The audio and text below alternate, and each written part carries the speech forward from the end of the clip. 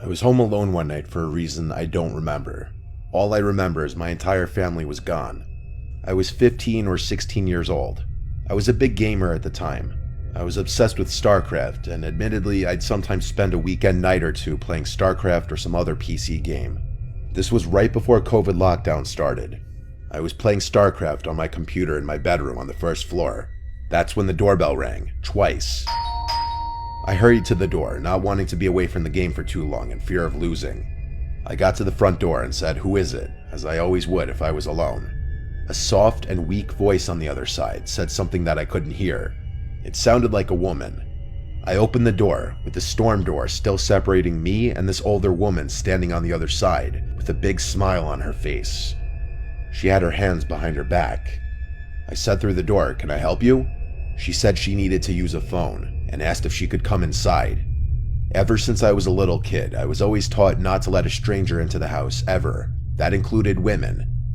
I felt so awkward though, I didn't know how to turn her away. I redirected her to the library a few blocks down, because they'd surely have a phone. Deep down I knew the library was closed at this point, but I was just trying to get the stranger who was trying to get into my house to leave. She was still smiling, but what she said next did not match her smile. She said, "That's very rude to turn away an old lady asking for help." I replied the only way I could think to, and that was that my parents don't allow strangers into the house. It's a house rule. I slowly started closing the door as I was saying sorry, and she just stood there, not moving but still smiling at me. And though her smile never changed, it suddenly felt much more menacing. I was walking back to my room when the doorbell rang again. There was no way in hell I was opening the door again. That woman radiated weird vibes from the start. Maybe something was wrong with her, maybe she wasn't all there. These were things I had no way of knowing, and maybe that was selfish of me to send her on her way. But I just wasn't opening the door for anyone when I was home alone. I went back to my game. Not too long after I sat back down, I heard something tapping on the window. It was a clinking type sound from something metal. The window was directly in front of my desk. I had the blind pulled down so I couldn't see what was making the noise, but I already had an idea. My room was the only room with a light on in the house. The horrible thought that it was the old woman from just before, and that she walked over to my window, terrified me. I turned off the sound on my computer. At this point, I didn't care about my game anymore. The clinking sound on the window persisted. I basically said, "Fuck this," and up and left to a different room in the house.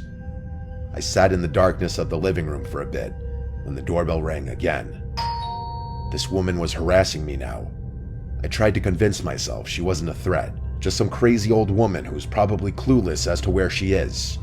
When she rang the doorbell a second and third time, I decided to go open the door and ask her if there's someone I could call for her. But when I opened the door, there was now a man on the other side. He looked to be about 10 years younger than her. He said through the storm door, "Have you seen my mother?" I replied saying yes, she came to my door just before. He then apologized to me and said she has dementia and got out of the house. I suddenly felt bad, but he asked me if he could come in for a minute, and again I felt awkward. Why did he need to come inside? I said the same thing that I told to the woman who we claimed to be his mother. I said we could just talk through this door. I then said that I think she went into my backyard because I heard something at my window. I told him he could go around back and check.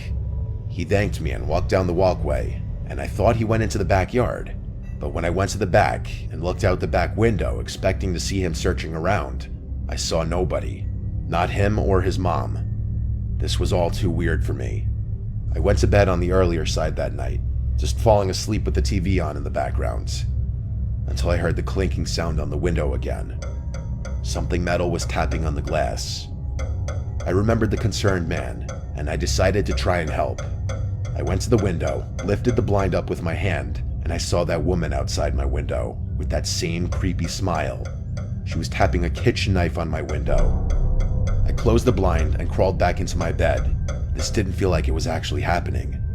A suspiciously short amount of time later, the doorbell rang like 4 times. The clinking on the window stopped by this point. This was all too suspicious. It felt like some kind of robbery attempt. I ignored the doorbell. I stayed in my bed. I was gonna wait this out. I didn't have a cell phone at this time. I wasn't the most social guy growing up. I also didn't want to call the police for some reason. I waited this all out until it finally stopped. The next morning, I told my dad what happened when I called him. He told me I was smart not to open the door. Everyone agreed that everything about it sounded like an attempted robbery. Is there a chance that maybe that woman really did have dementia and that the man was really her concerned son? Maybe, but it all seemed too coordinated. Why did he want to come into the house too? How did he even know she came to my house specifically? Why didn't he ever go into the backyard to look for her when I gave him permission to do so? Too many unanswered questions that lead me to believe I avoided something terrible happening if I opened that door. So as I mentioned at the start of the video, a week ago as I'm recording this, something happened to me personally that inspired me to revisit this theme. So my friend Cody asked me to watch his dog Theo for the night. Theo's a little pomsky and he barks a lot, so when he started barking like crazy at something going on outside, I didn't pay any attention to it besides telling him to be quiet a few times. But when he went to the back door and kept barking, I figured he wanted to go outside. So I was going to the back door to open it, but as I got close to the door, I realized someone was trying to open the door from the outside. And then I saw through the screen of the door there was another guy looking right back at me. This was in the backyard, which was already alarming enough, and he wasn't someone I recognized to be a family member of Cody's. So I asked him who he is, and he responded asking me if I'd seen Melissa. Melissa is Cody's younger sister who's in her 20s. Meanwhile, this guy looked like he was in his mid-50s and homeless. So I told him he needs to leave, there's no Melissa who lives here. And he said, "You sure?" So I said, "Yeah, you need to leave, there's cameras all over the property." He left right after that. Getting him to leave was easy, but when Cody asked his sister who that guy could have been, she said she had no idea. The guy looked like he was 55, drunk and filthy. Not exactly someone Cody's 20-something-year-old sister would be associating with. The fact that he went to the back door and tried letting himself in was actually pretty terrifying because you could only imagine what he was trying to do to Melissa, and it's why so many of these stories could be avoided by just keeping your doors locked.